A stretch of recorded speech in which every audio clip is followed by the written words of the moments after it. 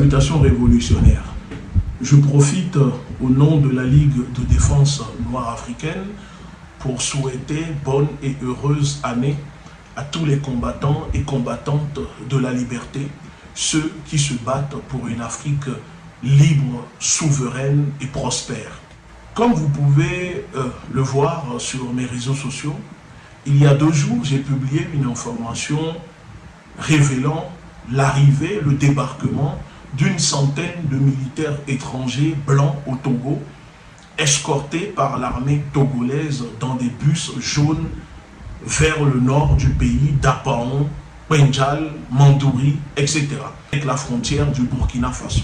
Suite à mes révélations, les trolls du régime que je surnomme les Nyasingbe moutons, pour ceux qui vivent au Togo le savent, au Togo, au sein des populations, le régime a pris le soin de distribuer des téléphones avec des abonnements pour que ces personnes puissent commenter sur les réseaux sociaux en faveur du régime sanguinaire dirigé par le cannibale Faure Gnassingbé. Tout de suite, après la publication, la révélation, les voilà sur mes réseaux, sur la publication, disant que l'information que je viens de révéler n'est pas exacte et qu'au Togo, il n'y avait pas la présence de troupes étrangères, encore moins de soldats blancs débarqués dans le pays. 4 heures après, j'ai pris le soin de publier une petite vidéo de ces fameux bus jaunes. Et après, les mêmes trolls sont venus dire « Ah, peut-être, ok, il y a peut-être des soldats qui sont en ce moment au Togo, escortés par l'armée togolaise, mais ces soldats seraient des Russes et des Israéliens que l'armée togolaise ramène au nord. » Alors, j'ai prouvé en répondant, en disant que non, c'est faux. Il n'y a aucun soldat russe, encore moins israélien, ensemble au Togo. Et même si c'était le cas, alors, quelle serait leur mission? Pourquoi on les débarque au Togo, à la frontière avec le Burkina Faso? Suite à ça, voyant que ces trolls, ces Nyasingbe moutons ne sont plus capables de venir répondre, alors le régime a décidé d'envoyer les cadres, les députés de RPT Unir qui sont venus commenter la publication en disant que non, l'information exacte serait que l'armée togolaise escorte des soldats russes en direction du Niger vers le Burkina Faso. Je trouve vraiment cela,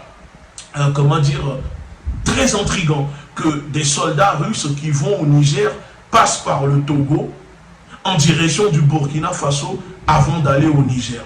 Alors nous avons vérifié l'information, ce n'est pas vrai, et d'ailleurs je le savais, il n'y a aucun soldat russe débarqué sur le sol togolais en direction du Niger. Et même si c'était le cas, vous savez, il y a des avions, etc.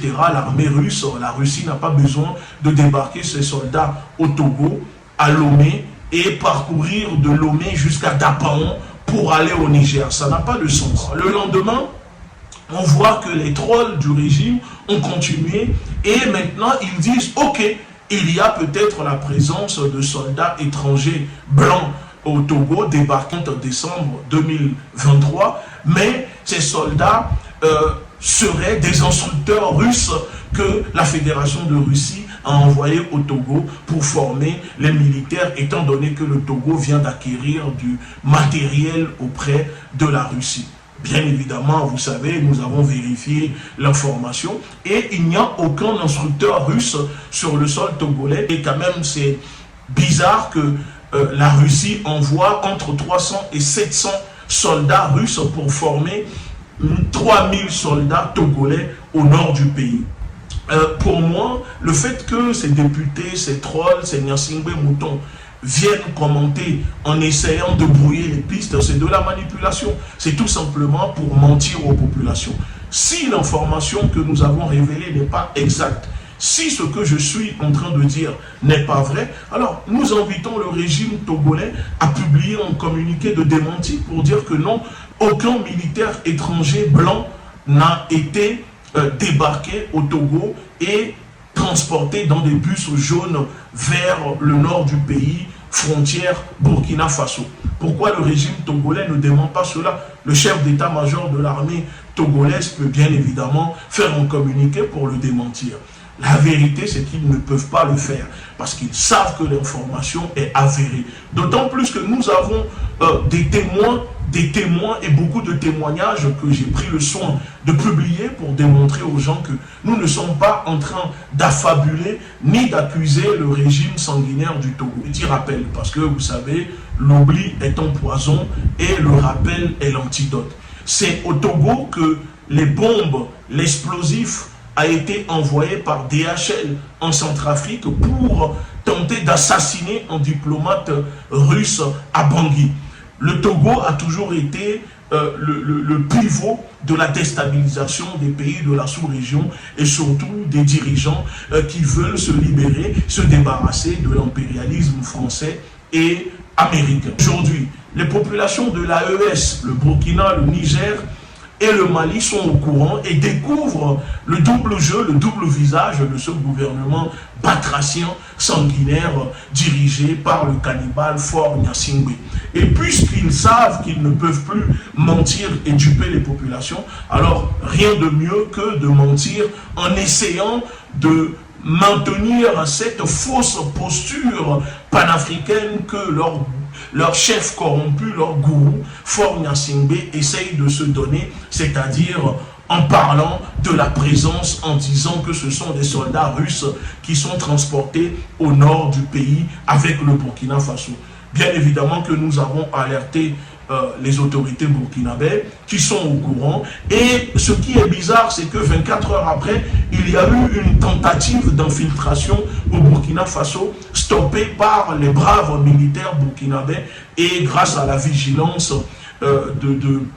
des citoyens, des veillées citoyennes qui sont mises en place à travers le pays. Alors, cela confirme que nos informations ne sont pas fausses, puisqu'on a même des sources au sein des renseignements burkinabés qui nous ont confirmé l'information que nous avons publiée sur les réseaux sociaux. Alors, avec tout ça, nous appelons les populations burkinabées à la vigilance. Nous appelons les populations de l'AES à la vigilance. Puisque nous savons que les soldats français qui ont quitté le Niger ne sont pas retournés directement à Paris, mais que ces soldats traînent encore en ce moment dans les pays de la sous-région, notamment au Togo et une partie vers le Bénin. Le gouvernement togolais ne peut pas le nier, le gouvernement togolais joue un double jeu, nous le savons, et si ce n'est pas le cas, nous invitons le gouvernement togolais, les autorités à publier un communiqué de démenti, et ensuite, vous verrez, nous reviendrons avec plus d'informations. En attendant, nous disons que la lutte continue, la révolution est en marche, armons-nous idéologiquement. Merci beaucoup.